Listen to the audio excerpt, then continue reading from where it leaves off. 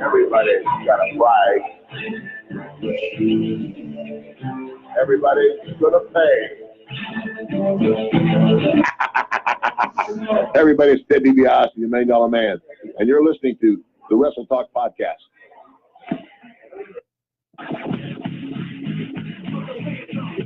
Without the night out, you're tuning into Wrestle Talk. 657-383-1521. What up, my people? WWE, NXT, Lucha Underground, ROH, Fantasy Wrestling, and we have some of the best damn interviews for professional and independent wrestling that you've ever heard. And I'm Joe Land. Ladies and gentlemen, fasten your seatbelts, keep your arms in the vehicle at all times. Wrestle Talk begins in 5, 4, 3, 2, 1. Enjoy the ride. Finally, I'd like to say this. If one day I'm called up to the big house, if I'm called, they'll have a funeral. I want you to bury me face down. And then all of my critics can kiss my ass. Yeah, baby! That still makes me laugh, ladies and gentlemen. Welcome to another edition of the Wrestle Talk Podcast with Joe and Renee. And oh my goodness, wow, it is a sad day. Mean Gene Okerlund passed away. A lot of people remember Mean Gene Okerlund. Throughout the entire podcast, we're going to be, reminiscing about Mean Gene Okerlund and, some of the things that he did in professional wrestling in WWE and WCW. We got Mad Max, a man that I just recently met at the last Phoenix Pro show, and he was such an amazing guy that I knew I had to have him onto the show. He's got a music video that he was featured in. He's been in the music business for over 16 years. He's been in multiple shows. And then we got Nick Sicend. Oh my goodness, it's a guy that I have known for quite some time. Very, very well known around my neck of the woods. The man has literally worked just about everywhere. He's got his own training center. He's got his own group of people that he works with called Riot City. The amazing, amazing, amazing wrestlers. Can't wait to talk to him. We got the High Spots, the Shooting Shot segment, the Wrestle Talk Podcast Game Show Challenge, the Fantasy Wrestling segment, the Snippets of Truth with Big Daddy P, which we miss you, Big Daddy P. We need you to come back on sometime, my brother. We need Big Daddy P on the Wrestle Talk Podcast. That is just all there is to it. So, ladies and gentlemen, what I want you to do now is whatever that you have in your hand, whatever beverage you have, whether it's water, soda, beer, such as myself, I want you to pop that bad boy open and take a swig for the Wrestle Talk Podcast game, for the Wrestle Talk Podcast with Joe and Renee.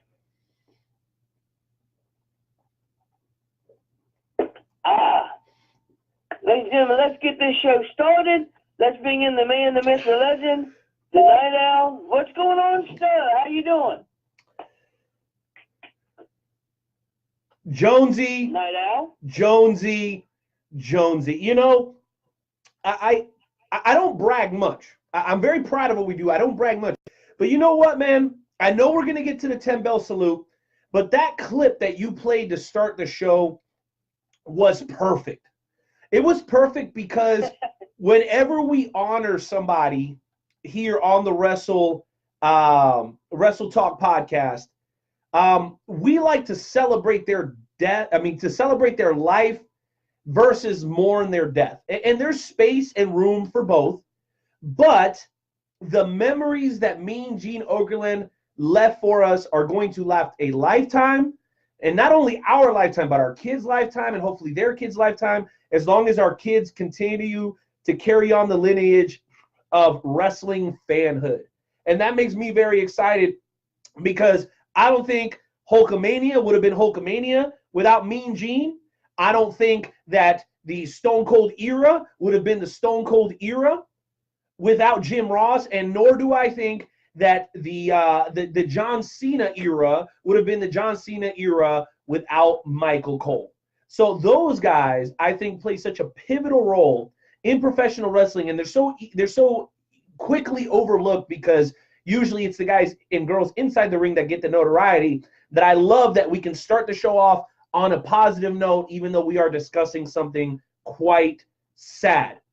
On that note, you've already kind of given everyone the rundown. We are going to do what we must do, as hard as it is, and we are first going to ask everybody to please remove their caps as we play the honorary 10-bell salute as we mourn the death, but more importantly, celebrate the life of one of the most memorable voices and personalities in the history of professional wrestling, Mean Gene Okerlund.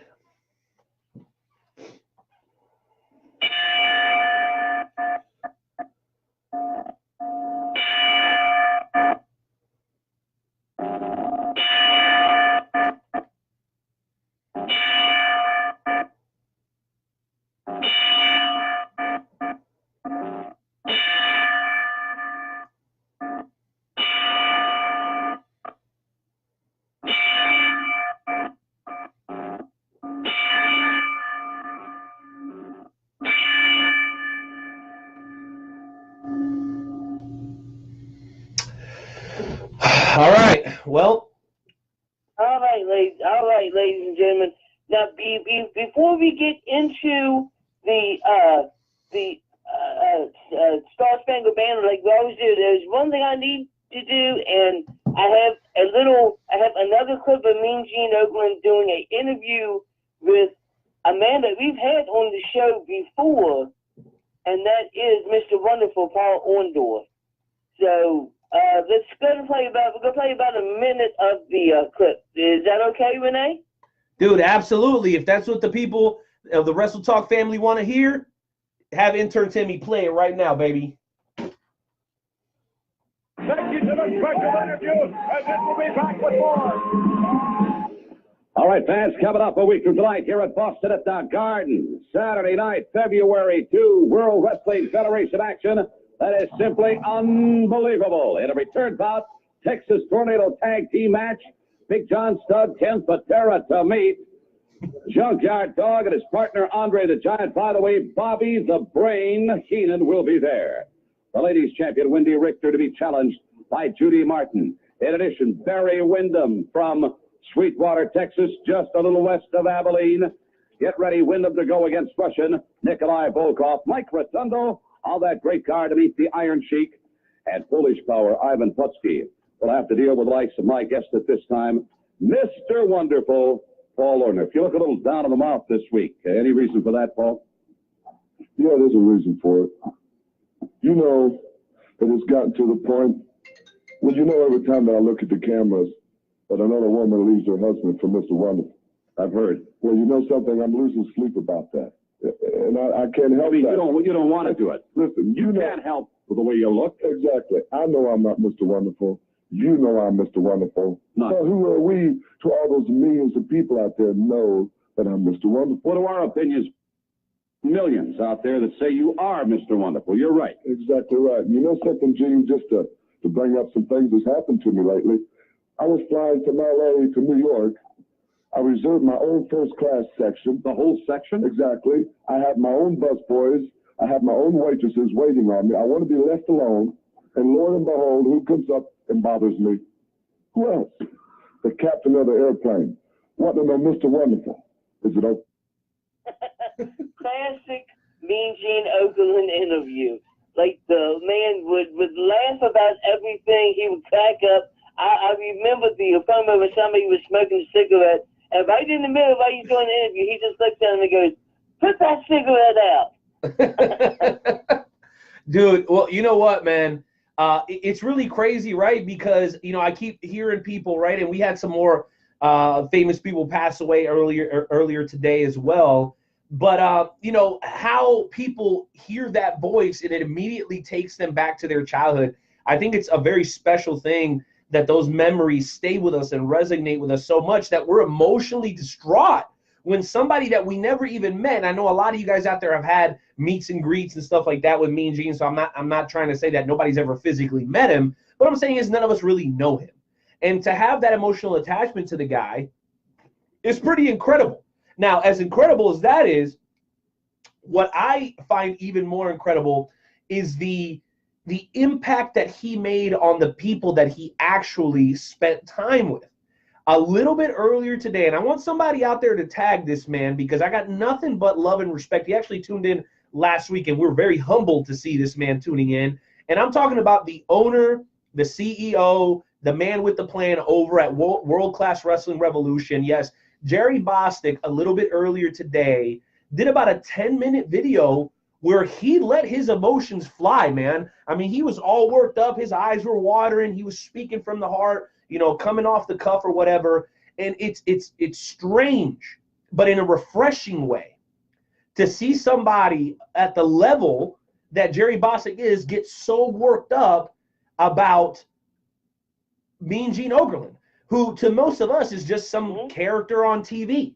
You know what I mean? So to me, that speaks volumes. When somebody that's in the business that has had a relative amount, if not a great amount of success, like Jerry Bostic, for him to spend, you know, even 5 minutes of his time, but 10, almost 12 minutes of his time, basically just pouring out his emotions about how hurt he was about the passing of Mean Gene Okerlund. Now, fortunately, Gene lived a very, I think, fulfilling and long life. He used to love having a great time. If Legends House indicates anything, the guy liked to have a couple of cold beverages, which is great because it fits right into our demographic, right? So it makes even more sense. But it's phenomenal, and I think it's really impressive to see somebody like Jerry Bostic and many others that are members of the Wrestle Talk family just be so profoundly affected by what Mean Gene Okerlund did during his career, but also by his passing. And I think that more than anything else should leave a lasting impression with all of you, that if you're going to do anything out there, guys, be the best at it. And Mean Gene Okerlund, without a shadow of a doubt, was the very best to ever do what he did.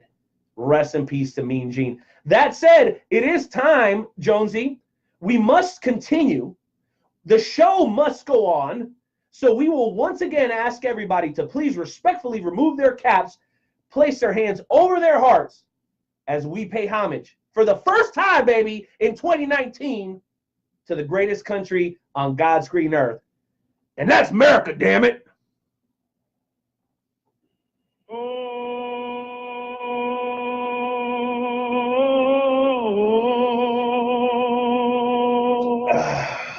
Oh, say, can you see? And the rocket, red flag. Uh-oh. I'll make up for it now. For the land of the free. Brings a tear to my eye every single time. My goodness. Well, listen, ladies and gents, we got a lot to cover during today's show, but obviously the hottest topic, okay, is the passing of Mean Gene Okerlund. So if you guys want to come on and share those memories with us, and crazy, I already see a bunch of people on hold, so we are not going to struggle to get people on the show with us tonight. In case you're wondering, yes, there is still room for you on the queue. That number is 657-383-1521. And we want you to join us during tonight's edition of the High Spot segment, which is only a few moments away from starting. But do not feel boxed in. You do not have to talk about Mean Gene Okerlund. If you want to talk about, what Cody Rhodes and the Bucks just did, we're going to get into a little bit of that. If you want to talk about how WWE closed out 2018 and how 2019 is looking, we would love to talk to you about that. And then, of course, ladies and gentlemen, Wrestle Kingdom 13, only 2 days away.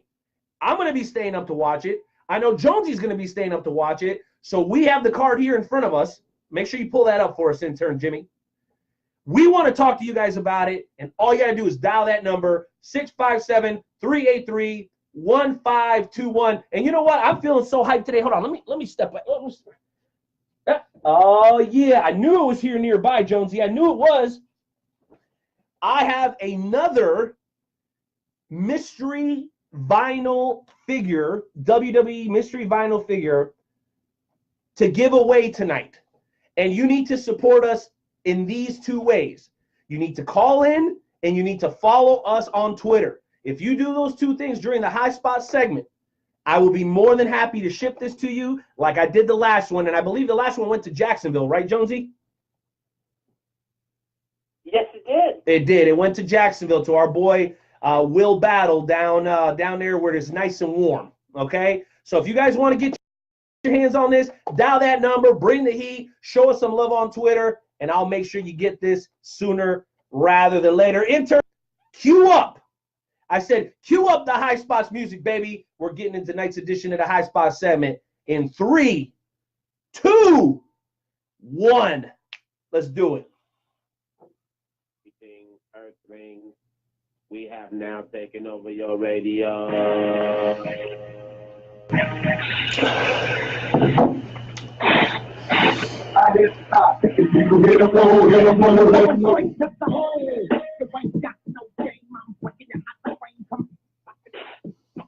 All right, ladies and gentlemen, welcome to the High Spot segment. If you got anything you want to talk about, call us in at 657-383-1521. I'm going to go ahead and kick this mother lover off, if you don't mind, Renee. Woo! One thing that I wanted to talk about tonight was, once again, Kenny Omega's name is being thrown around in the WWE. You know, it's coming close to the Royal Rumble. It seems like every year, Kenny Omega's name gets kind of leaked. Like, you know, it's just the year that Kenny Omega makes his return. He makes his debut in the WWE, and it looks like if there was any time, this would be the time for him to do it, because I know that he wants to do at least one WrestleMania. The only way you can do WrestleMania is if you're in the WWE. And he's only got, like, you know, some people are saying he's only got, like, maybe 5 years, 6 years left in his career, you know, because of the damage that he's done to his body in his career. And I know that AJ Styles has been talking to him, and I know that Finn Balor has been talking to him, and probably the Good Brothers have been talking to him. And I have on the good authority that he was actually flown from Japan to Connecticut to have a meeting with Vince McMahon. Wow, you know what? I heard those rumors as well, and I already hear my boy Chad. Chad, try calling back in. I do believe we have a few more calls on the line. Intern, see me check on that. We're gonna get you on, so don't get frustrated. As far as him not being interested, I'm not so sure about that. Okay, if you are hearing reports that he's not interested, there's a good chance that he's interested. Okay, because we all know that Vince will go above and beyond to try to keep something under wraps so that it will come as a surprise. Okay, now I will harken back to a conversation we had a few weeks ago about the last time that I was actually excited, truly, genuinely, goosebumps excited for something that happened in WWE, and that's when the Hardy Boys came back during WrestleMania. I believe it was 2 years ago. Nobody had any idea. They had it super duper low key. So I wouldn't put it past them to make it happen. Now, my thing is, I think wrestling fans on a whole are jaded. I think we're jaded because every single time that you think that they're that close to bringing in Kenny Omega, well, I don't think I could sum it up any better than the WWE Hall of Famer himself, the Iron Sheik. Fucking bullshit! Nobody's buying it anymore, which is why I agree with you, Jonesy, and I do want to make sure we get these callers on. I do believe that if there was ever a time for Omega to make the jump. It's now. The Bullet Club thing seems to be dissipating just a little bit. Okay? The Golden Lovers don't currently have anything slated as far as I can tell. And, you know, is Kenny Omega ever going to be any hotter than he is right now? I mean, we talked to Mark Bland from the Q last week on the show, and he still feels like in 2018, the person that capitalized most on his star power was Kenny Omega. So I don't know how you guys feel. That's why we want to go ahead and have you guys dial that number again, 657-383-1521, whether or not it is time for Kenny Omega to join the roster. The dream of all the children who ever wanted to be a professional wrestler is to be in WWE and potentially main event a WrestleMania. Now, before we let anybody respond, Josie, I also did want to throw out a couple of other things. The All Elite Wrestling news with Cody Rhodes, Hangman, Brandy, and the whole gang signing on and potentially fishing for TV deals with TBS and TNT to broadcast a brand new wrestling promotion that is being funded by the son of one of the richest men in the world, I believe last name Khan. He also happens to be primary owner of the Jacksonville Jaguars. So I know the holidays have been crazy for everybody, Jonesy, but there's a lot going on in the world of pro wrestling. Before we go to the very first caller, I got to get your thoughts on that, man. I think that it's a really, really awesome idea. I think that that it's definitely going to be successful. But I feel that right now they just need to focus on putting on a good show instead of, a lot of people saying that, they're trying to compete with the WWE, and I don't think that should be their focus right now. I think they should just focus on putting together a solid show, putting together an amazing show, and then focus on, competing with the WWE. You don't need to compete with the WWE right away. And a lot of people think that that's what they're trying to do. They're just trying to compete with the WWE, and I don't think that that's necessarily true, and I don't think it's necessarily a good idea right now to just jump out of the gun and try to compete with the WWE. Well, Jonesy, here's the thing. If you're gonna start a burger chain, or you're gonna start, an ice cream truck, right? You maybe eventually your goal is to compete with McDonald's, but you're never gonna even get close. You're never even gonna get close if what you're bringing to the table is not of quality. And you're absolutely right. That needs to be the focus right now. And really the question we all need to be asking ourselves, Jonesy, is, was it all in? Was it a one-night stand? Was it a fluke? Can they continue that level of success on a consistent basis? I don't know, but I'm sure one of our callers has some insight. Let's go ahead and start with the Bishop tonight. Ladies and gentlemen, calling in from right here, where I live. I mean, not like right here in the studio. The Bishop, ladies and gentlemen, is joining the Wrestle Talk podcast now for the second week in the row. You're live, sir. What's on your mind tonight? Greetings, my brothers. Happy New Year to you. Greetings and salutations. Well, I have to agree with you, because competing with WWE, a monster like WWE, I don't think you should do that right off the bat. Like I said, I think they should focus on, continuing putting on good matches, and eventually, working your way up, because, you know what happened to the last company that went up against WWE. Oh yes, they got bought out. So yeah, they got worked. Right, yeah, they got bought out. And also, I want to mention, I got to pay respect to my boy Mean Gene, because, when I saw on Facebook that he passed, I felt like a part of my childhood had died. Well, you know what, Bishop? I think we all share the same sentiment. Here's my question to you. Do you have a specific memory of Mean Gene that you want to share with the other members of the Wrestle Talk family? Oh, man, I have so many of them. from when he would interview Hulk Hogan, the Macho Man, and especially I love when he and Brain would go at it, Bobby the Brain Heenan. Those two were classic together. Absolutely, man. Oil and water. Oil and water. Jones, do you have any thoughts concerning what the bishop has shared with us tonight, man, or any follow-up questions? Oh, just thank you for on to the show tonight for the second time. But yeah, Mean Gene Oakland, there are so many different things that he's done in professional wrestling. With his interviews with the Macho Man and his interviews with the Ultimate Warrior. Those are some of my favorites. The one with the Ultimate Warrior. The Ultimate Warrior was just absolutely crazy.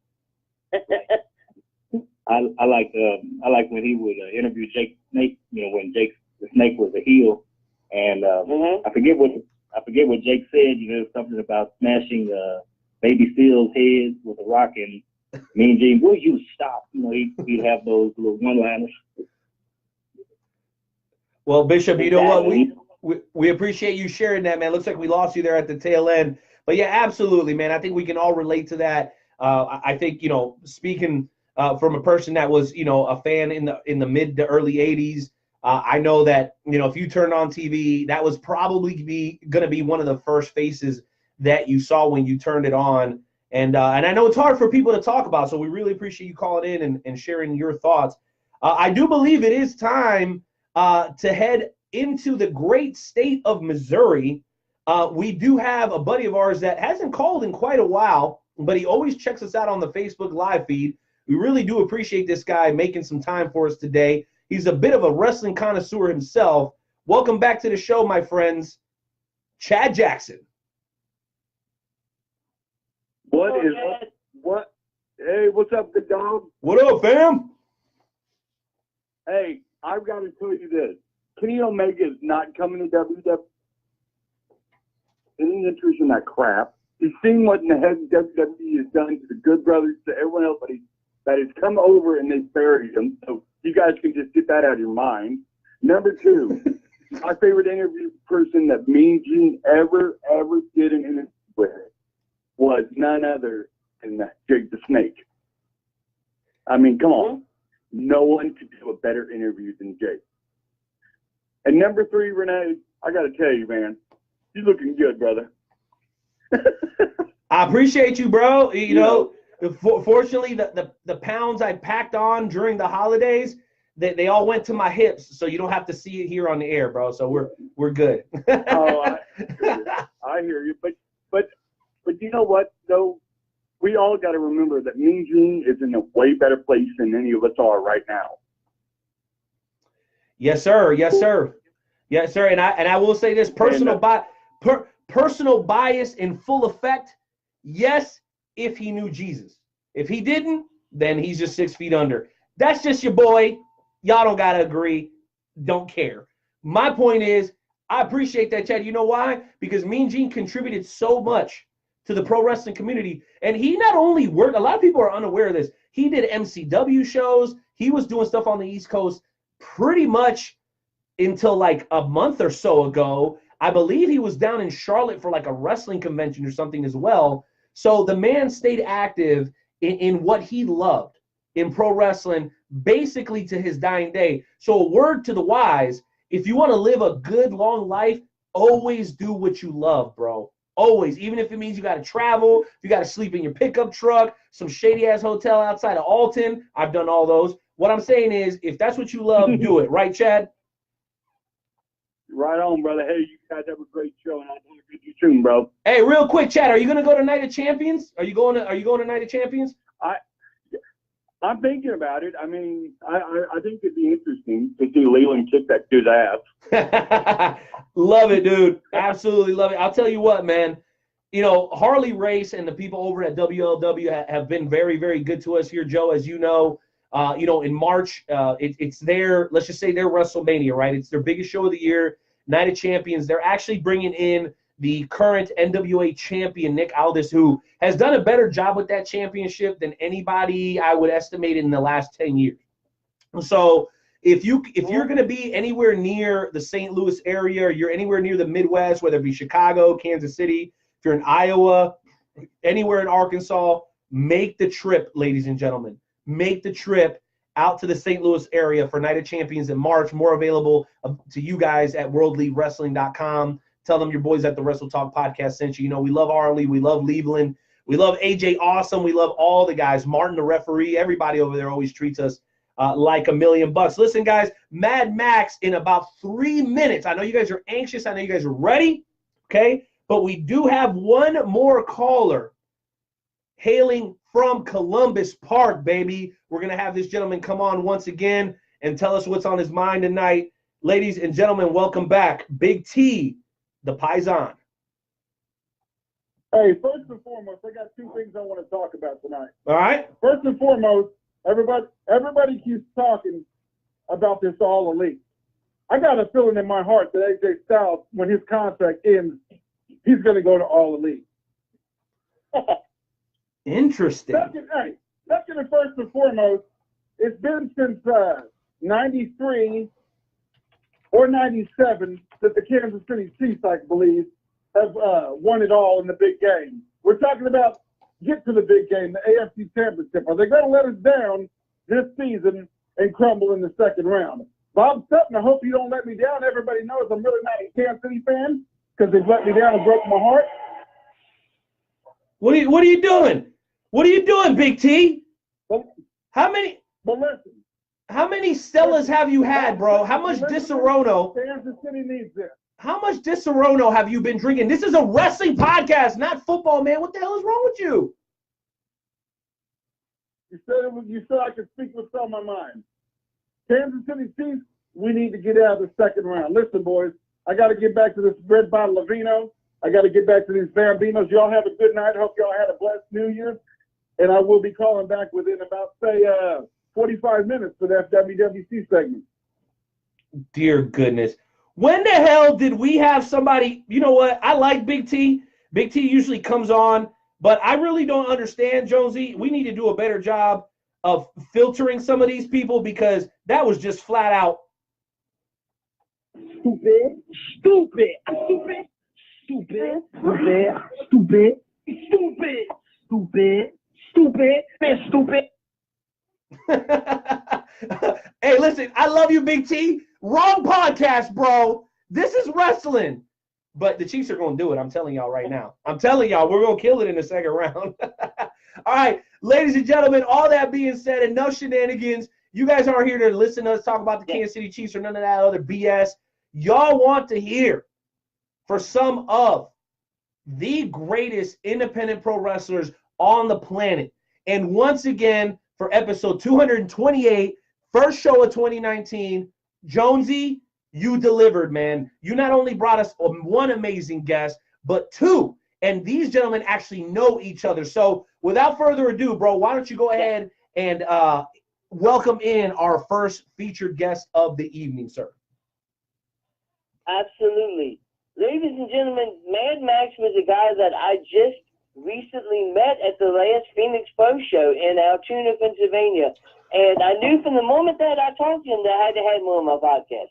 This guy, he's only been in the business for like 4 years, but he's already done so much in the professional wrestling business.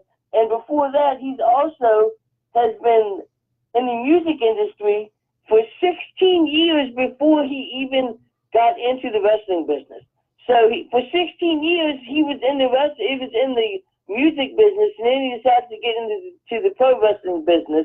He was featured in his own in a music video for the band.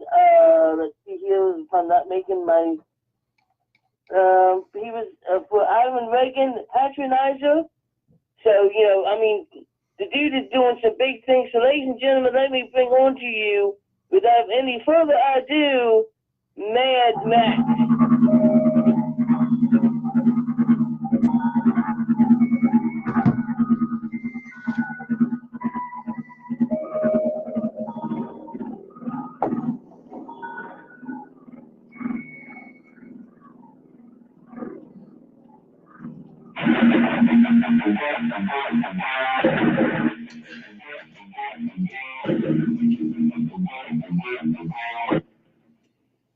Mad Max, what's going on, sir? Welcome to the show.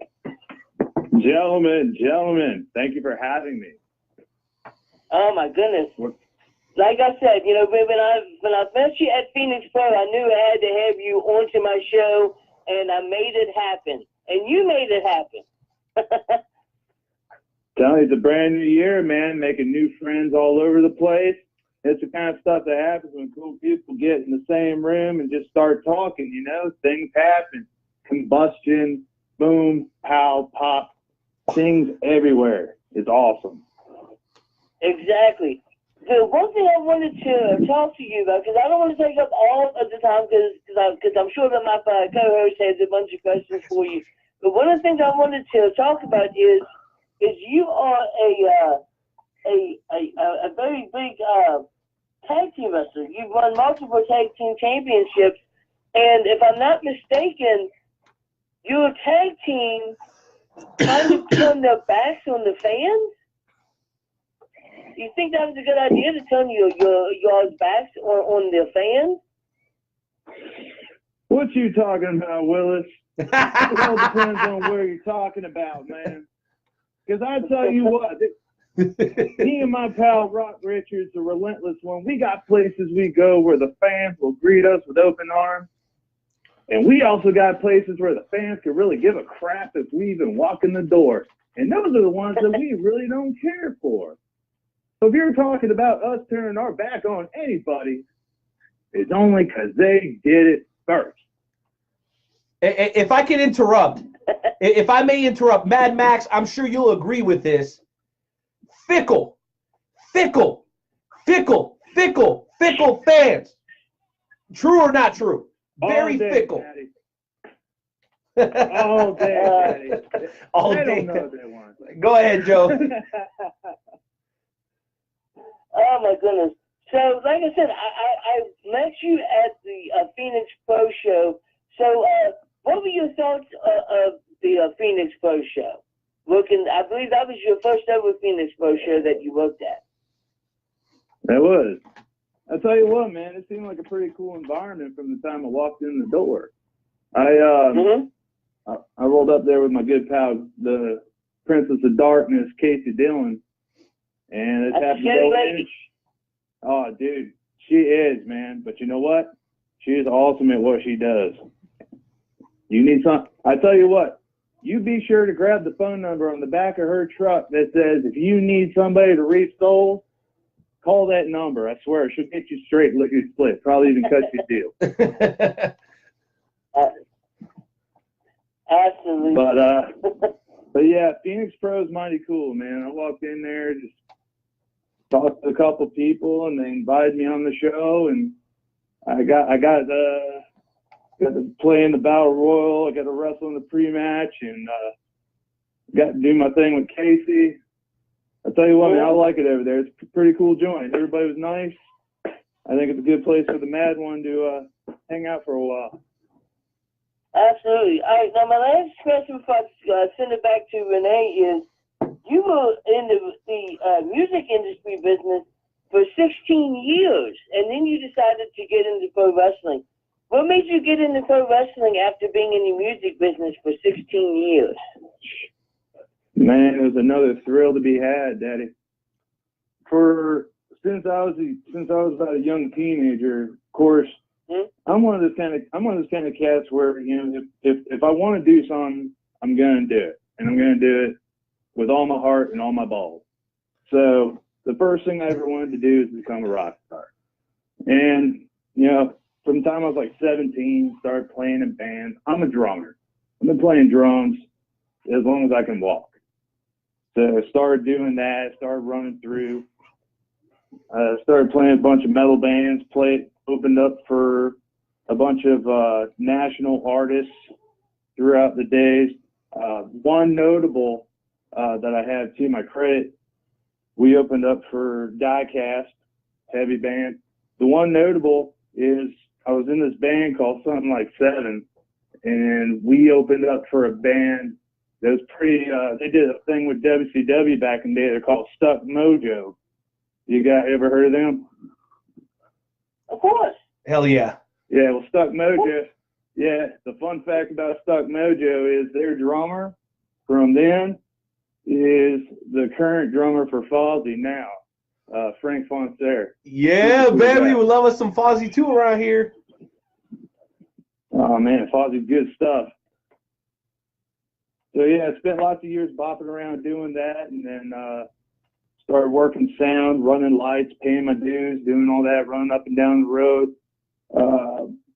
I started playing music and cover bands for money for about the last 8 years, and then I went and did the college thing, got my degree after about a couple of years, and then found me a pro wrestling school in town, and it was like, well, I've always wanted to do this thing, so it's now or never. I'm getting older. If I don't do it now, I never will. And that's when I decided to get into it. So I have one final question. The first time that you took a bump in the wrestling ring, did it hurt as bad as what you thought that it was going to hurt? I don't know if it hurt as bad as I thought it was going to hurt because I didn't really know what to expect. I mean, I watched Tough Enough growing up and when watching years and years of wrestling, but I tell you what, that when my ass hit that mat for the first time and I was staring up at the light, the first thought in my head was, man, this is the coolest thing ever. And then the second thought was, why did I just do that? Right? All right, yeah, co-host. I'm sure he has a bunch of questions that he has for you. So, Renee, why don't you go ahead and take it over? Well, you know what? I do have a bunch of questions, but let me just tell you guys, you know, I'm a self-professed mark. Like, I love listening to guys talk. Joe, you've been in the business for a while. You worked as a referee. You had this successful podcast for a couple of years now. And then, of course, with you, Mad Max, man, you could just hear that passion and intensity that you've obviously brought to the music business, and that you also bring to the professional wrestling ring.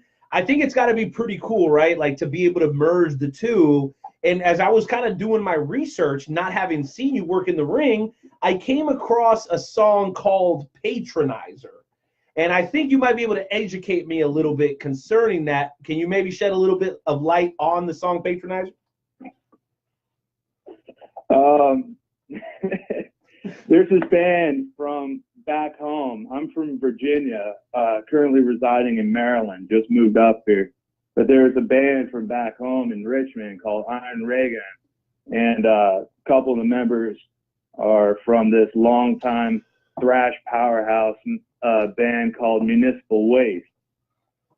Well, good pal of mine, Timmy Danger, leader of the Sanctuary, calls me one day and says, brother, I know these cats in Iron Reagan, and I know about the noise pollution. I know what you stand for.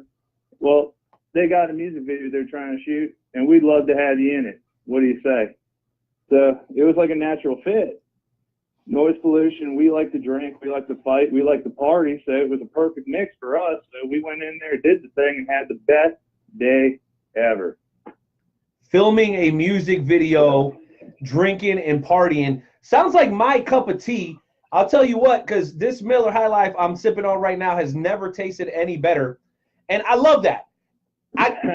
You know what? I love that because having a great time is really the basis of professional wrestling. So now that, you know, we talked a little bit about present day, what you got going on, man, take us back a little bit, right? Because you did make the jump from music to wrestling, but there had to be at least an affinity or a fanhood when it came to wrestling when you were like maybe a little bit younger, no? I mean, were you like one of those guys that was just watching WWE on TV? Did you do the backyard thing? Like, what's your background? How did you kind of come full circle to eventually end up as a wrestler?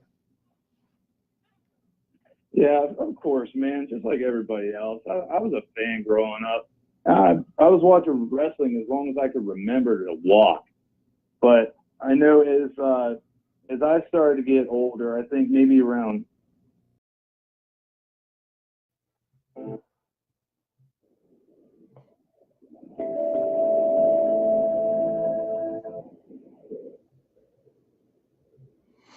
Okay, I'm better now. I think I'm better now. And you know what? Now that I'm thinking clearly, what I want you to do, Alexander Jones, is to shut your mouth. I don't want to hear you again. Not at least until Tank Westbrook is done, because Tank Westbrook has been waiting patiently.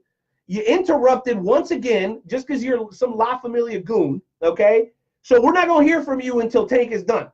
Tank, please tell me what you need to say, because there was some confusion there in the beginning. Now we have Alexander Jones in the building. Please direct yourself to him, sir. Listen, Alexander Jones, you want to say you're the enlightenment. You're going to bring the praise to the FWWC. Well, let me tell you, that enlightenment is a bunch of crock. You don't need it. You at one time saw the darkness, and that darkness is the way to go. So if you ever want to call me out and tell me that I eat at the buffet more than anybody else, won't you meet me into the ring one day? See, the Royal Rumble is coming up. See, you never know what is in stores in the FWWC. And currently, we're in a brand battle. And that brand battle, you never know when it's going to end, and you never know what your brand might get. But I want you to know, at Royal Rumble, I want you, Alexander Jones, I want to show you what the darkness is all about. Wow. Well, you know what? We got to get a response, and we do have to get on to another caller. We'll let you make your closing statement here. But Alexander Jones, you're now off of mute, okay? You got to stop interrupting the damn shit like everybody else. I mean, you're the enlightened one, but you got no damn manners. No manners.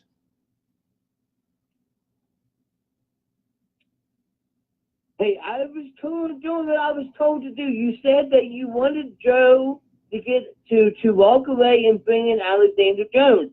That's exactly what I did. I wasn't even done yet. To bring in. That's fine. To bring. Blame me. Blame me. What else is new? What Tank is talking about? Calling him out, saying that he eats at the buffet more than anybody else. Why do y'all keep saying that? Oh my gosh. Why do y'all? He has the audacity. Got him. Why? He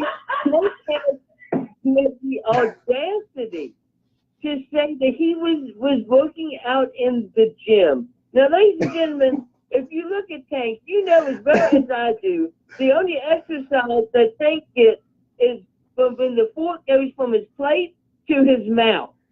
Oh my God. Does not work out. The only thing he works out is his mouth. So when he says that he has been working out, I know that it's a lie. Everybody in the FWWC knows that it's a lie. So I did what I figured that I needed to do, and that was call him out on his lie, because he needs to be called out on his lies. In order for him to become enlightened, just like me, he has to be honest with himself. He can't be telling these lies. He's got to be honest with himself. Well, you know what, Alexander Jones, I think we've had about enough of you. And ultimately, here's what I have to say, right? As a kind of authority figure, right? This man's got the hardcore championship, and since you became Alexander Jones, you haven't done crap, okay? Except whine and complain. So you and Mata and all those other boneheads from La Familia, 2019, blah, blah, blah. Let's just hope one of y'all, I don't know. I'm just tired of it. I'm done with it. We need to see new people in the group. La Familia puts me to sleep. I'm done with it, okay?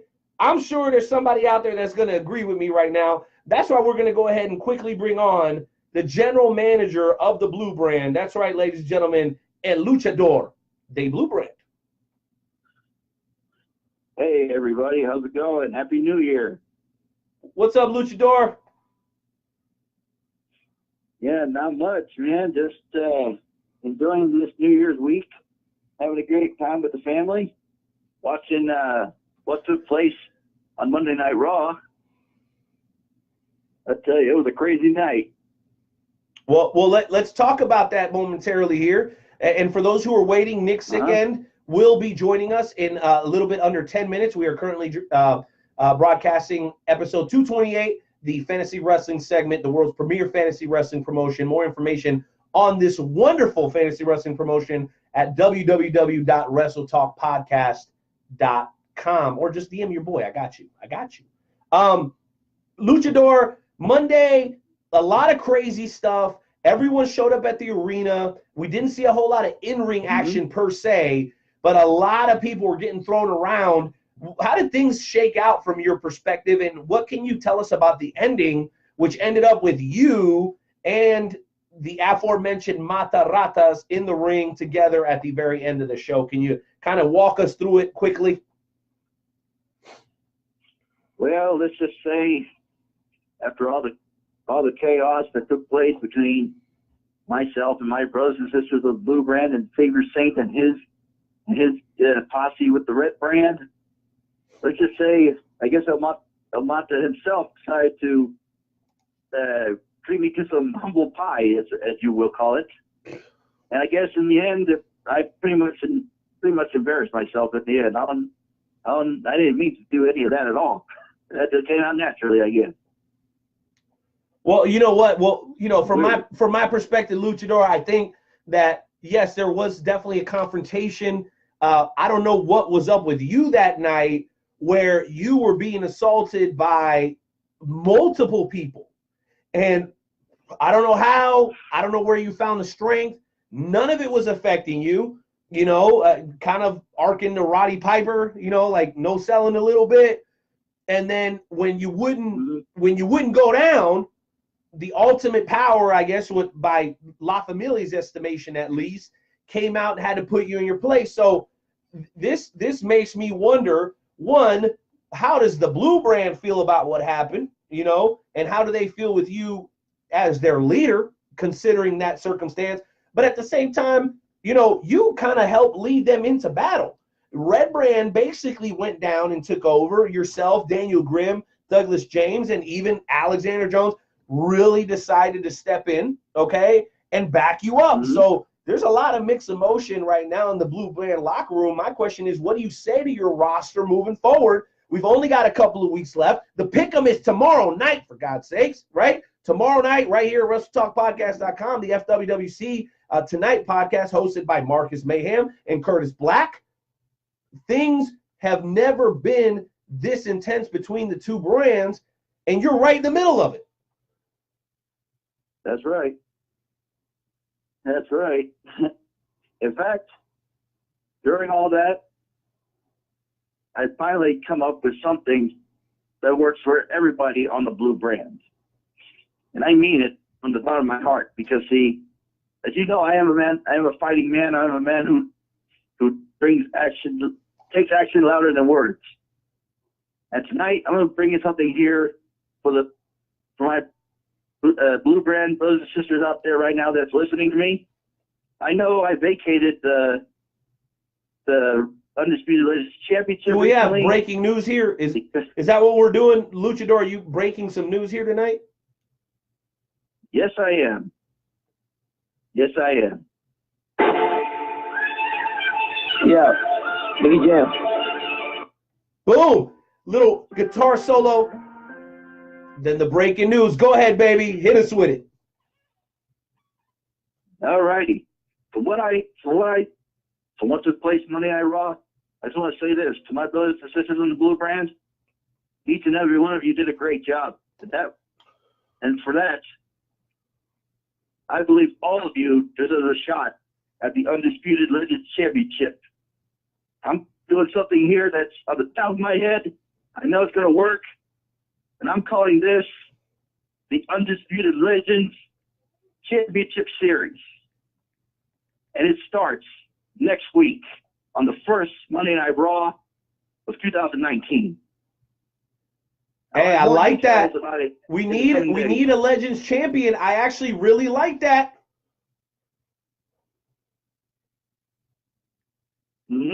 That's right. Well, you know what, Luchador? I know we have a lot of other people on the line, and we're going to get them on because my understanding is this is big.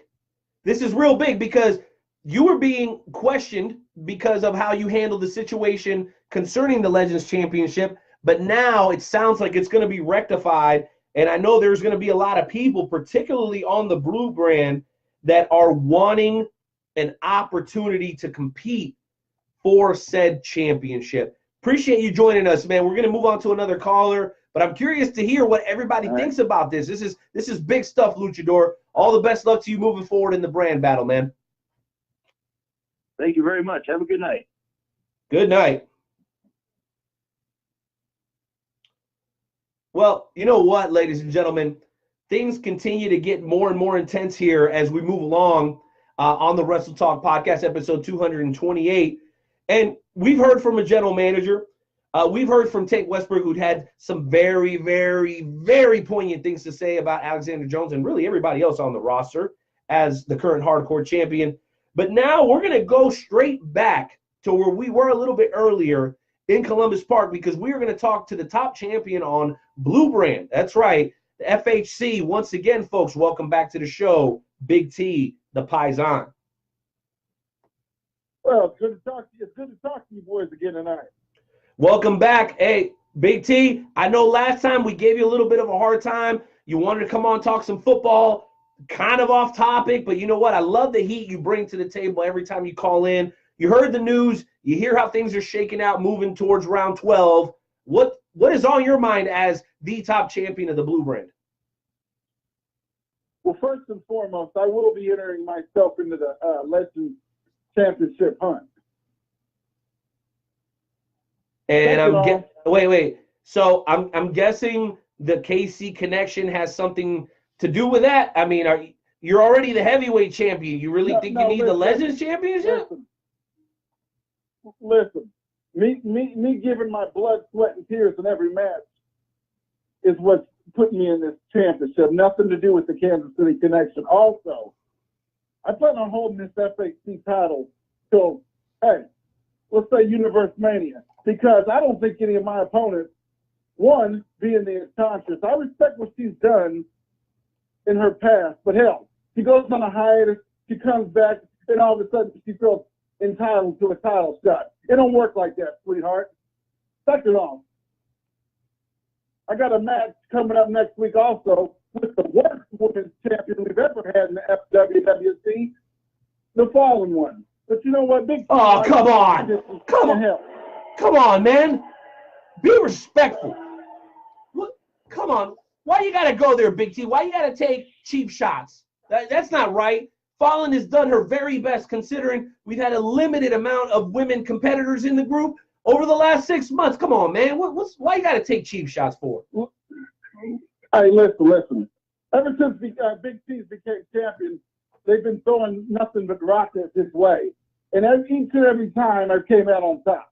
That's why I have a very good feeling once I enter this Legends Championship hunt, I will come out on top because every time I've been in a big match, I came out on top with gold. And everybody knows that.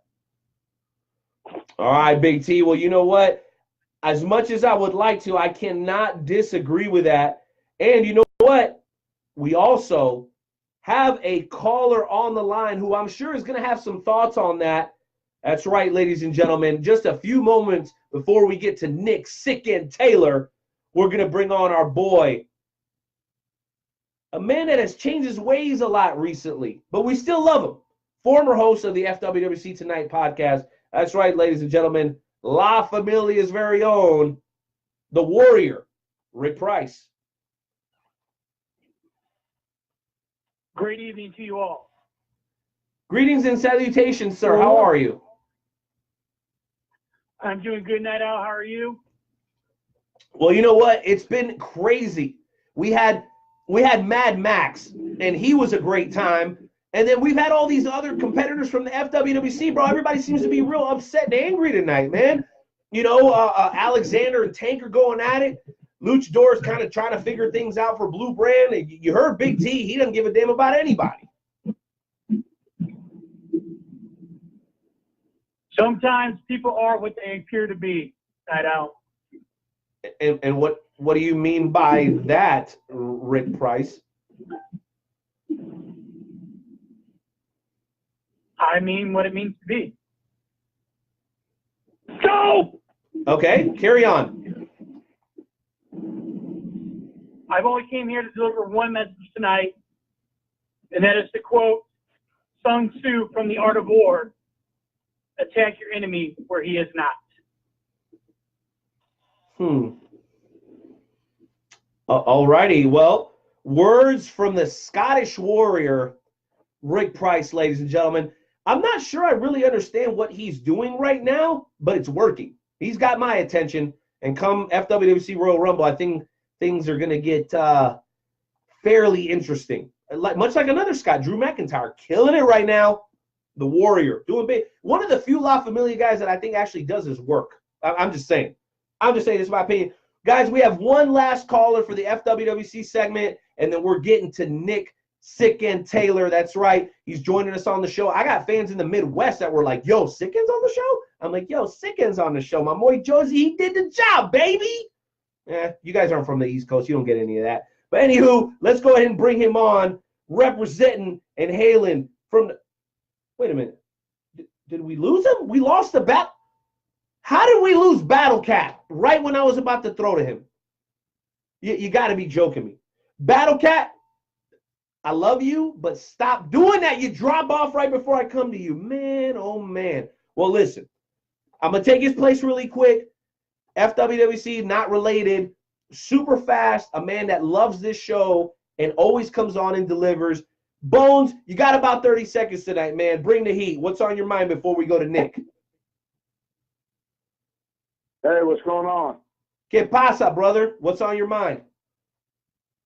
Oh, brother, I just wanted to make sure I promoted the KC King Memorial Cup January 12th in lacrosse, to get the word out because, we're showing the proper respect for KC King, and the man deserved it and earned it. And you know what, Bones? You and I know each other. We've had a chance to work some shows together. You waited on hold for about 35 minutes for these 30 seconds. And I think they may be the most important 30 seconds on tonight's show. KC King, a guy that I had an opportunity to see in action years ago at KCXW.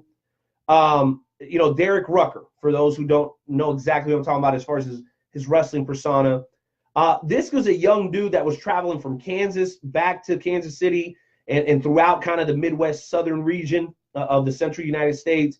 And he loved pro wrestling. He was a fun-loving dude. He's real good friends with our boy Rashid Ali, who was on the show a couple of weeks back.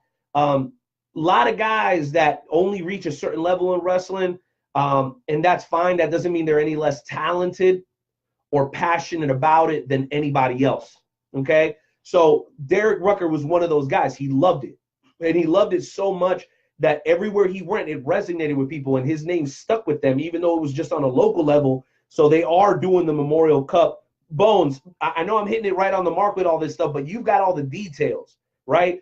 What do people need to know about the KC King Cup, the Memorial you guys are throwing out in Western Kansas? Flex Reed and the boys are putting all that together, man. All right, brother. It's in La Crosse, Kansas, at the La Crosse Auditorium up there. Doors open, I believe, at 6 or 7. If they're not sure about everything, they can get a hold. I'll share the poster on my post and yours as well. Yeah, just share a link on the live broadcast, bro. It's the easiest way to do it. Share it on the live broadcast. You got a lot of people who can see that. Yeah. Also, they can get a hold of Preacher, which is James Underwood, for tickets for this show. And, like I said, there's going to be nonstop freaking talent coming from all over for this show to show Casey King the respect that he earned and deserves. And people are not going to. Still with us, Bones? Okay, it looks like we lost Bones there, guys. Not sure what's going on with the audio there. We'll check on that. But as I look at the clock, I think we got the information we need to from Bones. Bones, sorry about that connection issue. I don't know what the hell was going on there. But we do have to move on. Joe, I want to go ahead and bring you back in here, man, because you really nailed it this week. I mean, really nailed it. We talked to Mad Max a little bit earlier, man. We're all up the Eastern Panhandle right now doing business. You feel what I'm saying? And now it's time to finally introduce our second featured guest of the evening, man. Why don't you go ahead and do the honors, bro? Oh, my goodness. Nick Sicend Taylor, my goodness, I've known him for how many years? From seeing him in EVPW and LTW. This dude has been everywhere. You saw his bio. You saw his bio when I sent him. When I sent you how many championships that this gentleman has won. Like, it's no joke. Like, it's crazy how many promotions that this gentleman has been at. This gentleman and his group Riot City. I cannot wait. I can't wait any longer. Ladies and gentlemen, let me introduce to you Riot City's most wanted own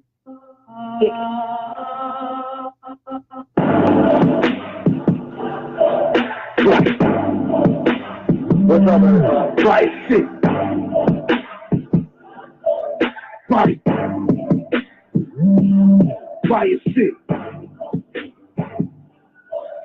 Riot. Riot City. Riot. Riot. And all they soul, we dominate and take control. Never been the same in this game. We leave them all exposed. What is going on, Sicend? How you doing, man? What's up, brother? How are you? How you been? Oh my goodness, my goodness, my goodness. It has been a amazing show tonight. We had on a good friend of yours that I did not know you all knew each other, but Mad Max Morrison. Yeah, actually, Riot City and Noise Pollution tangled up quite a few times in the last couple of years, and we're actually really good friends with Max and Rock, both of them. So it was cool to see him on the show earlier tonight. That's right. That's right. As you said, you guys are kind of drinking buddies per se. I mean, everybody likes to have a drink every once in a while. So absolutely. Yeah, Max and I have definitely been known to hang out and have a good time. Absolutely. So I guess I'll go ahead and start it off by for those that don't know, what exactly is Riot City's Most Wanted? Riot City was a concept that we came up with a while ago, and that is basically just that if you're a degenerate or feel left out, or it's just a place for everybody to come together, the fans, the boys, whatever. Riot City is not just particularly the members of the group that everybody knows that we portray out there. Riot City is way bigger than that. It's all of my students, our fans, like just all of us. We're all Riot City. We're all there together. We're all there to have a good time and just make everybody happy. Absolutely. Yeah. Speaking of your students, not only are you a active pro wrestler, but you have your own training school. Can you tell us what made you decide to want to start up your own training school? It's funny enough, just when I got into wrestling, a lot of people were, I want to go to WWE or I want to wrestle at WrestleMania. My big things when I got in was I will be happy if I can wrestle in front of a live crowd. I wanted to start training wrestlers to do what my passion was, and then I wanted to open up my own company for my students to perform their art at. And I just kept pushing until all the stuff started to come together for us. Huh. Absolutely. Absolutely. That's awesome. You know, one day I will make a journey down to the training center just to check it out to see what you got going on there, because I've heard so many good things about it. We'll have to make a journey down there one day just to check it out. By all means, definitely. So, be glad to have you. Now, the first time that I met you was at a LTW show. Can you tell us about your time in LTW? Oh, man, that was so long ago. I actually only believe if I'm correct, I believe I only ever did 2 matches for LTW back in the day. That was quite a few years ago. I don't remember very much about it. That was West Virginia, right? Yeah, Inwood. Okay, yeah. Yeah, I only ever did 2 shows. One of them, it was myself and Jason Drake from Riot City, and we wrestled Michael Zamidio and Super Phoenix. And then the last time I was down there was a couple years ago, and I wrestled TJ Sykes. But I mean, it was always fun going down there. I like wrestling in the Inwood area and stuff like that. The fans were always very good, and they were always very receptive to what we were trying to do, and they were always very appreciative of what we went out there and did for them. So I always had a good time. Absolutely. Now, my last question before I send it back to my co-host Renee is: you are the EPPW Tag Team Champion. Is there anybody in EPPW that you want to defend your titles against? Like, would you all like to face? What tag teams in EPPW would you like to face? Right now, one that's starting to stick out a lot, which would be Showtime Jeremy Grimes and Debonair Kurt Blair, hard to handle. Also, I would like to start seeing Killing the Business, KTB, Tim Taylor, and Miles Millennium up around EPPW. I know Miles has been up there yeah, he's been up there just by himself, but I'd like to get the group KTB themselves up there. 410 Matthew from Delaware would be another great one to bring to that area. I know those 3 particularly. Noise Pollution, honestly, Max and Rock would be a very great fit, and we would definitely love to hop back in the ring with them anytime. Absolutely. Speaking of Miles Millennium, that guy is just so cool. Absolutely. That all started as an accidental joke, but yeah, definitely a Miles Millennium fan. Exactly. All right, but I don't want to spend all of the time asking all of the questions. I'm sure that Renee has quite a few questions and stuff. So Renee, why don't you go ahead and step up to the plate and ask whatever questions that you have, sir. Hey, no doubt about it, man. I appreciate it, Joe. I think those are some great questions. I'm getting a lot of great feedback from our people watching on social media or whatever. And we actually, believe it or not, Nick, and usually I jump right in and I'm ready to, but we actually got some callers on the line that are fans of you over at EPPW. So I want to make sure we always take care of the Wrestle Talk family before anybody else. I believe we have a caller for you, and his name is Tank Westbrook. I believe he's been to a couple of your shows. So intern Timmy, why don't you patch in Tank Westbrook and let him take it away with Nick Sicend tonight? Yo, Nick, what's up? You're live on the podcast. Ask your questions, sir. Hey, Nick, what's up, brother? How you doing? I'm doing good, man. What's going on? Nothing, man. Hey, I'm definitely a big fan of yours. Keep doing what you're doing.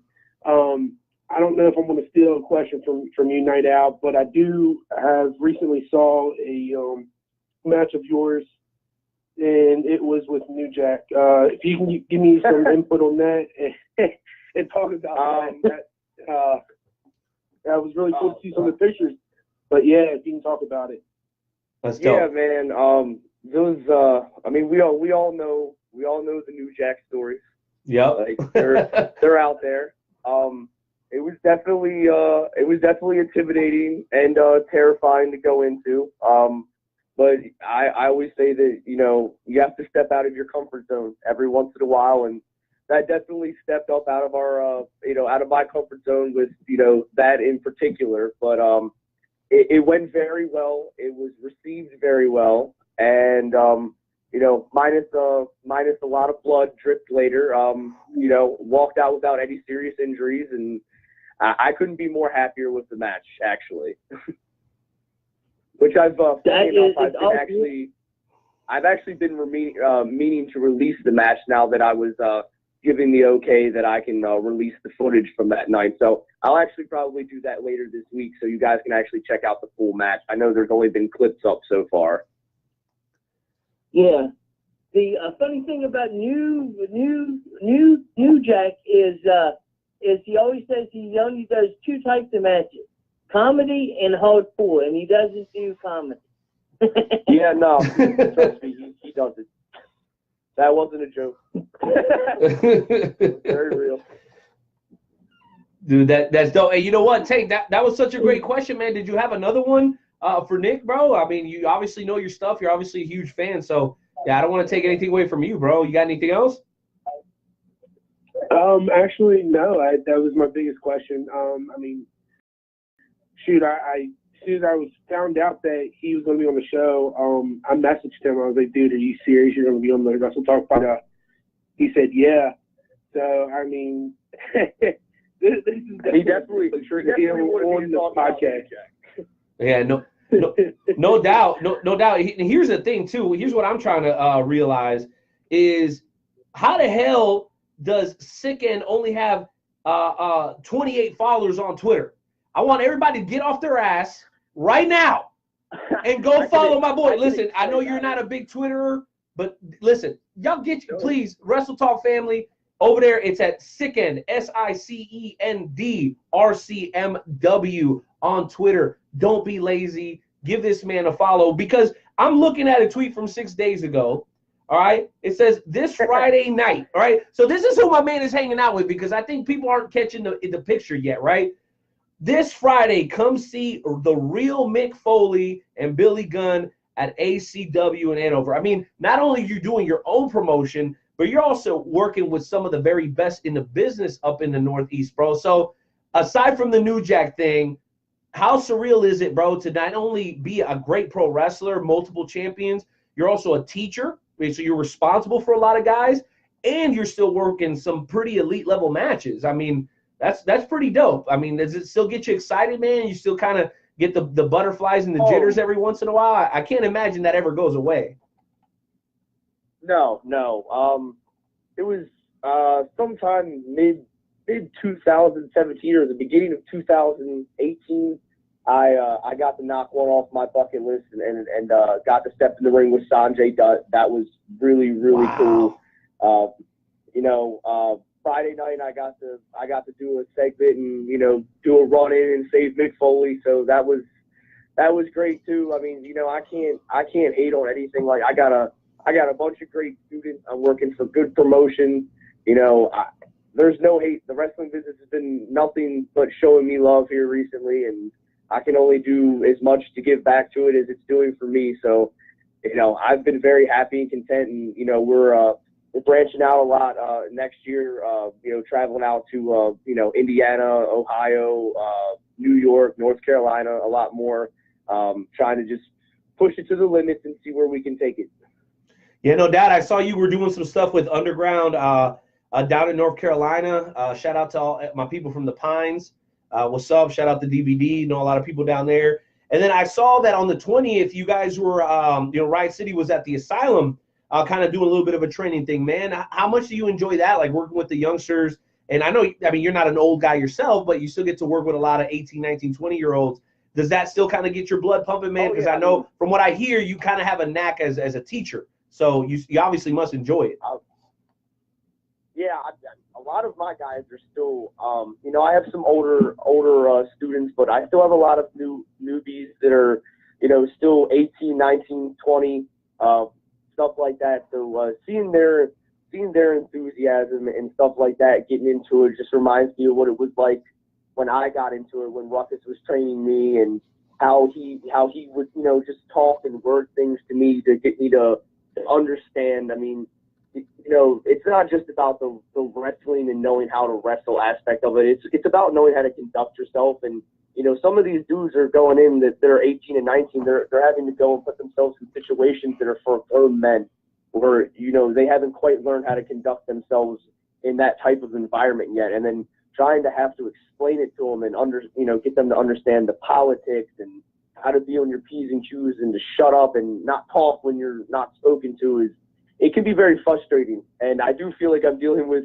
you know, children at points in time. But yeah, 20 years old, 19, 20 years old. I mean, essentially you're talking to little kids in grown men bodies. I mean, let's just be real, you know? Yeah, that's what I'm saying. They're having to put themselves in situations, I had a lot of them. It's like when they first get to meet people and, you know, they're having to be in the locker room and stuff with people like Mick Foley and Billy Gunn and stuff like that. And you know, not to be all cheesing, you know, I'm like, you got to be professional. Like, you're not here to meet them, you know, you're working with them. You guys are a team. You're not here to watch them tonight. You're here to perform with them. So they got to understand the difference in that. Dude, so cool. So cool. And I'm glad that you're willing to speak on that, because I know that a lot of people, especially as a teacher, you can be a little bit guarded. But I mean, it sounds to me like you still get excited, you know, for whatever match you may have, whatever show you may be working. But ultimately, the EPPW thing, right? You as a teacher, that comes first, I would imagine.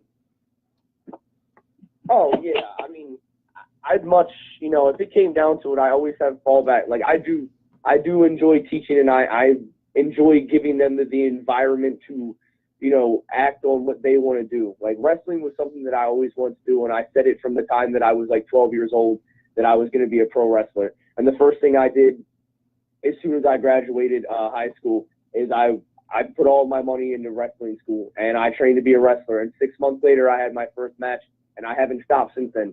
I'm going on 10 years, and I haven't stopped yet. And I just keep helping bring up the next generation of guys, you know, like people like Michael Zamidio and Alan Clayball and Vic Ramone. Like, these guys, they all came and they all busted their ass to get where they are.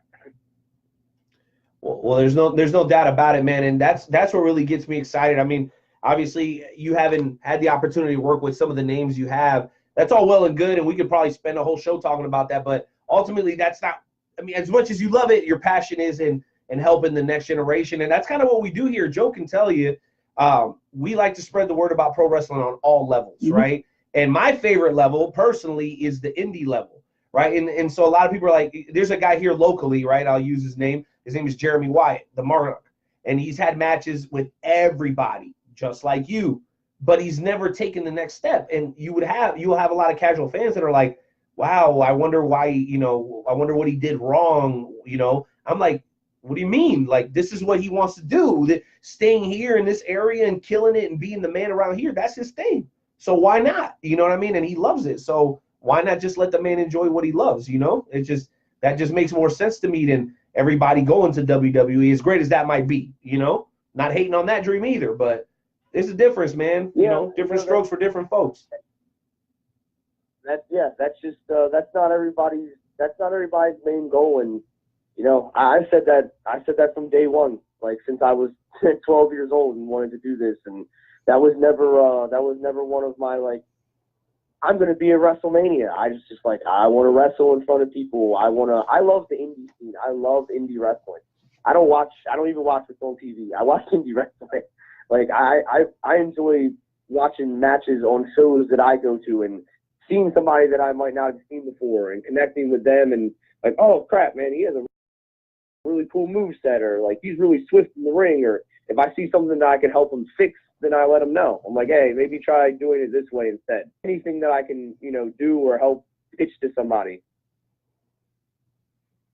Yeah, there's no doubt about it. I know, Joe, I know you feel the exact same way, dude. it's about that. You know, it's about sharing it and spreading it and still being able to go in and have fun. We love podcasting. You love getting in the ring and freaking killing it. And you're still doing that, right? So I guess my final question before we close out the show, how long do you expect to continue to be able to do work in the ring before you transition all the way out into the mentor, you know, kind of Mr. Miyagi role, right? You got 5 more years, 10 more years? What do you think? Until my body tells me I can't. That's legit. Just until my body tells me I can't do it anymore. Well, you know what? There's guys like there's guys all over, like a Ricky Morton, still making the rounds. So hey, he luckiest guy in the world, right? In his 50s, he's still out there killing it. So why not? Shit. Yeah, we actually wrestled Ricky Morton earlier this year. Ricky and Rob. See what I'm saying? That's dope. That's crazy. But yeah, we actually wrestled Ricky and Robert earlier this year. Riot City versus them and the RCBs. So Ricky and Robert, they're two great dudes. Learned so much from being in the ring with them. And then I got to take what I learned from being in the ring with them and pass it on to my students. Joe, I want you to jump in here. I know we got to get into the game show challenge, man, but I'm just loving this insight, man, and the sincerity coming from Sicend, bro. Go ahead before we get into the game show challenge, Joe. I mean, I guess my only question before we get into the game show challenge is there anybody that you would like to get into the ring with? Like, who is on your bucket list of wrestlers you want to get into the ring with? Oh man, you know, this is always such a hard question because there's so many people that I would like to step in the ring with, and I also try to make it be more realistic when I say things. I'm trying to think just these younger dudes that are coming up, like Tim Taylor, Miles Millennium. Excited to have you on. Ultimately, man, I am curious to know this. We do have another guest later on in the show. I do know that you have some familiarity with this gentleman, so maybe you could share that with the listeners before I throw it back to Joe. Nick Sicend Taylor is going to be on the show with us a little bit later. You know how that guy gets down, right? So you guys are drinking the same cup of tea. Do me a favor, bro. Fill me in on your guys' history a little bit just to get people warmed up for when we bring him on in the second hour. I've taken a few trips to Riot City, I guess to say it loosely. All right. No, me and Nick, we met a few years ago back in GXW in Richmond when they were still around. It was Noise Pollution. We debuted against Riot City, and we had a nice little series with those guys. And we were green, they were vets, and we gained their respect. And then over time, we became friends. And since then, you know, me and Nick were drinking buddies. We'll hit the road together from time to time again. That's my dog. That's my dog. Go ahead and say it. Yeah, boy. That's my dog. That's my dog. That's very, very cool. Well, Joe, why don't you jump back in here, man? I'm gonna save my last couple of questions for the tail end of the interview, bro. Okay. So one of the people I wanted to talk to you about is Bobby Page. You have a little bit of history with the Wild Man. Can you tell us your history with the Wild Man, Bobby Page? Yeah, me and Robbie, we both came from that GXW promotion a while back. Yeah, we used to bop around the same ring. Yeah, we used to bop around the same ring over there, man. Yeah, Bobby Page is definitely a cool guy. So you trained at the SPW Training Academy. What was it like training at that training academy? It was your typical training, brother. Run, take your bumps, do your drills, work your magic, figure stuff out. I started off there for about probably my first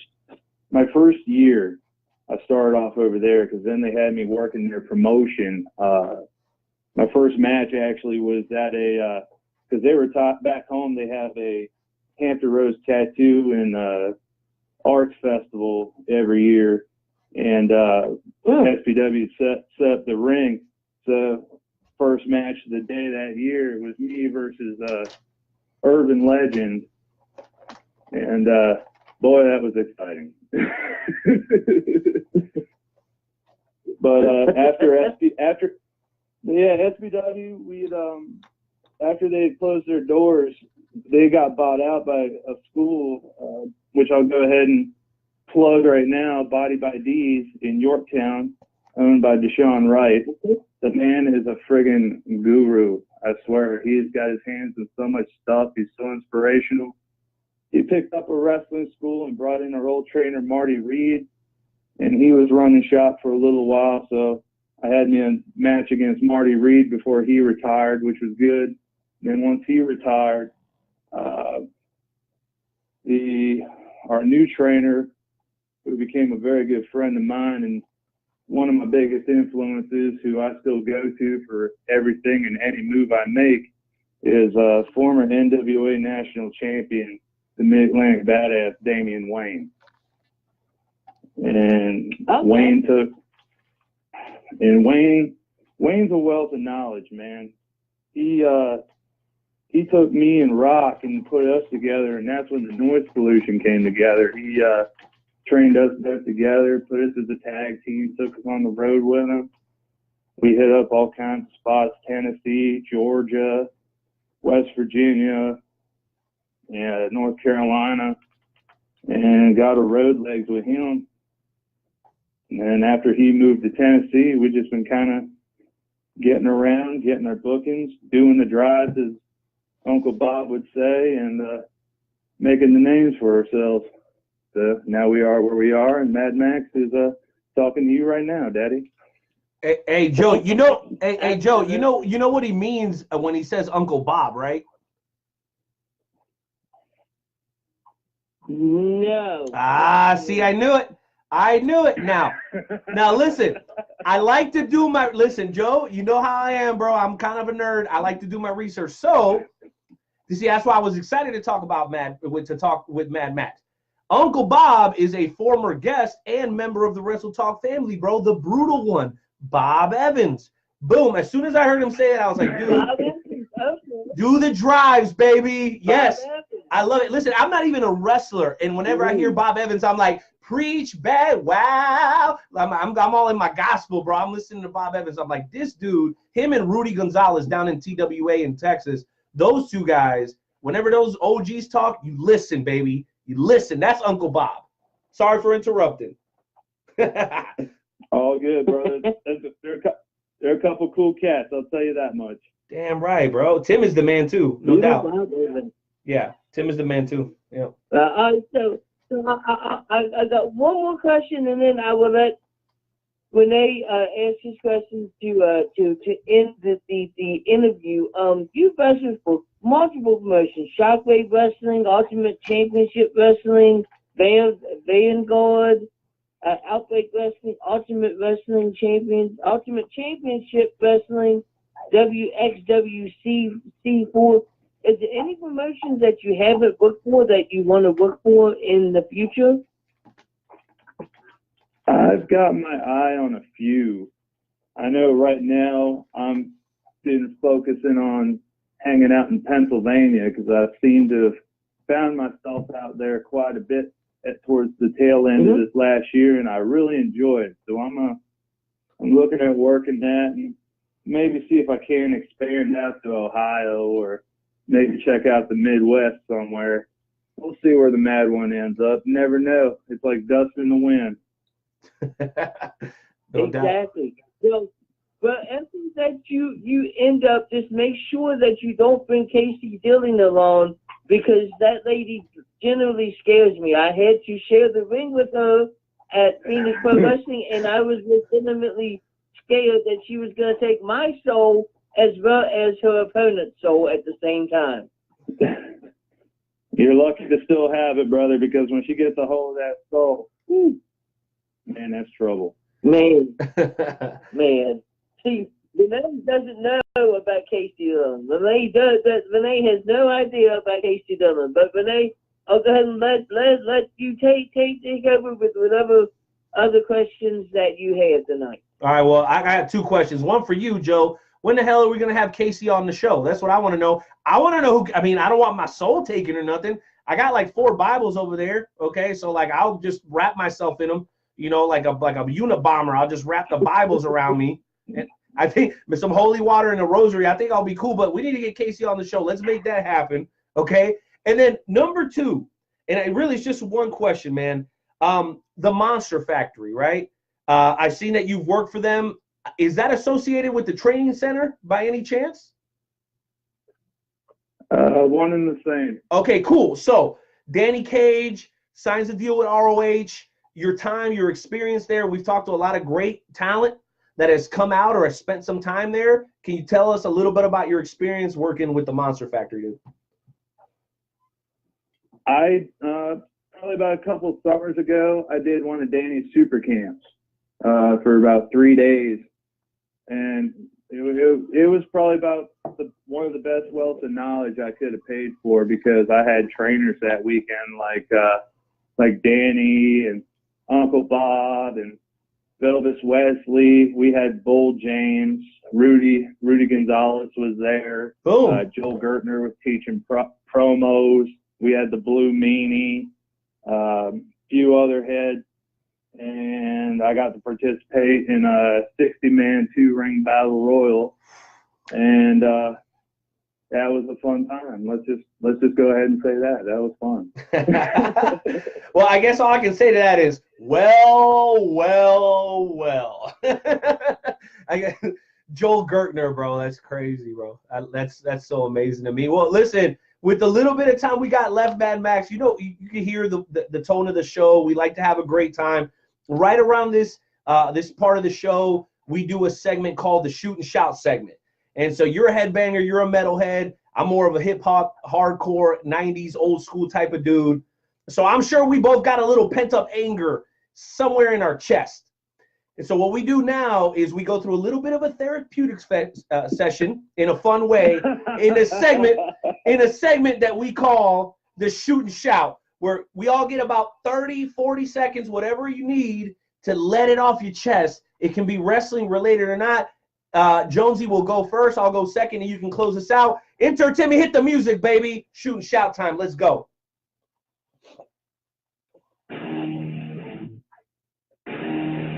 It's just one of those days where you don't want to wake up. Everybody sucks. You don't want to go cry, but you want to catch your breath. Let's go. All right, ladies and gentlemen, I'm going to go ahead and start off this shoot and shout. My shoot and shout goes to my co-host, Renee Martinez. When are we going to get my favorite wrestlers, Ozzy Gallagher, the volatile Curtis Wild, and Rick Maverick on the show again? We have not had them on the show for a while, and every time they come on the show, we get huge ratings. When are we going to get them onto the show again today? No, God, please, no, no, no. What the hell are you talking about? Listen, if I was a wrestler, I would be a jobber, so I got nothing against jobbers. But not them jobbers, man. Shut the hell up, Joe. Nobody want them bums on the damn show. Jeez Louise, you got to be kidding me. Okay, real quick shoot and shout. Everyone can relate to mine. That one guy that right before 2019, right, it was right 2018, like the 30th, and he's like, hey, buddy, enjoy the holiday. See you next year. Ha, ha, ha. Shut up. Shut up. Don't nobody want to hear that. It's not funny. It's old. That joke was old when your dad told that joke. I don't want to hear that shit. Keep it to yourself. If you can't come up with something better than that, then damn it, man. Shut the hell up. I'm so sick of those damn dudes, man. Oh, my God. What do you got, Max? Oh, you caught me on a day where I'm not angry and mad and pissed off and just want to rip off everything that stands in front of me. You know what? You know what, brother? I'm going to shoot a promo on this wall that is right in front of me because you know what?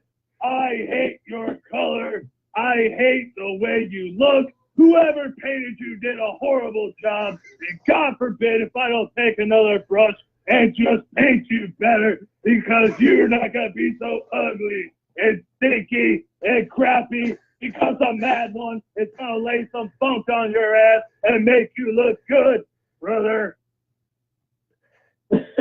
I believe that's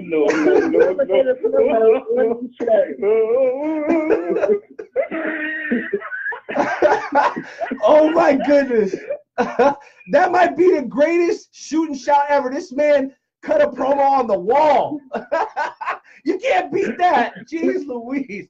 Ladies and gentlemen, an absolute huge round of applause for the man that is described best by his own name, Mad Maxx Morrison. Man, thank you for being here tonight, bro. That was crazy. That was lots of fun, guys. Thanks for having me on. You know how we do. Hey, shoot the show, And, the social media, and where are you working next, bro? Tell the people. All right, you can find me on Facebook as Mad Maxx Morrison, 2 D's, 2 X's. I'm also on Instagram where you will see everything I eat, all of my horror stuff, all my fitness stuff, and whatever. And no the nudes. next place I will be. No nudes. I don't know. That's subscription-based, brother. I'm just wondering. That's either an enticement or a warning. It's better to know. Dude, if that includes food porn, man, I think that's about as good as it gets. Dog. He's in right there. Gotta love it. But you can catch me this Saturday at WXWC4 in Allentown, Pennsylvania for Sammy's promotion. You can catch me February 2nd coming back to Phoenix Pro in Altoona. And February 9th, you can catch me at Outbreak Wrestling in Temple, Pennsylvania.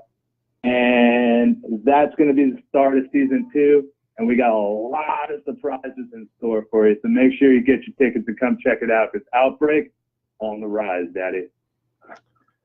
Boom. Joe, say goodbye. Let's close this out. Dude, thank you so much for coming on to the show, and I will see you at the next Phoenix Pro show. Thank you so much, brothers. That's right. And as far as I'm concerned, bro, I'm blessed to have had you on the show. Thank you. Be safe on those roads. And remember, it's DDXX, Mad Maxx Morrison on Instagram and Twitter, man. Hit up our boy. You know what? There's only one way to describe the first hour of the show.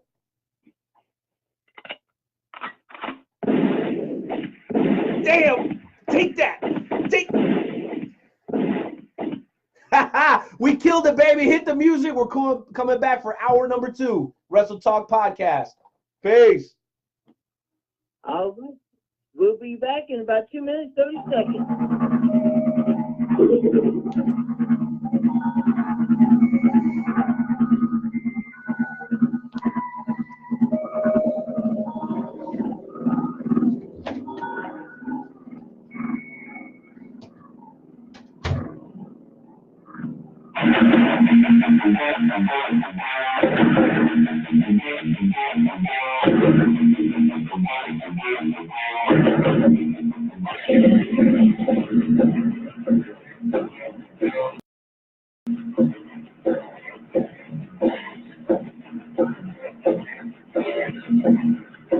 There's already returned.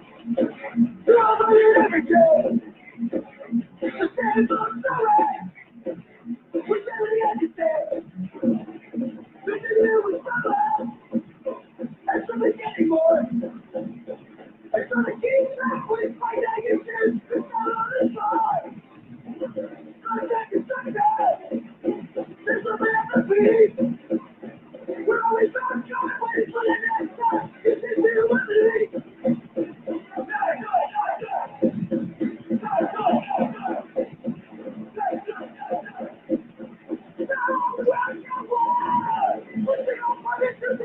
We're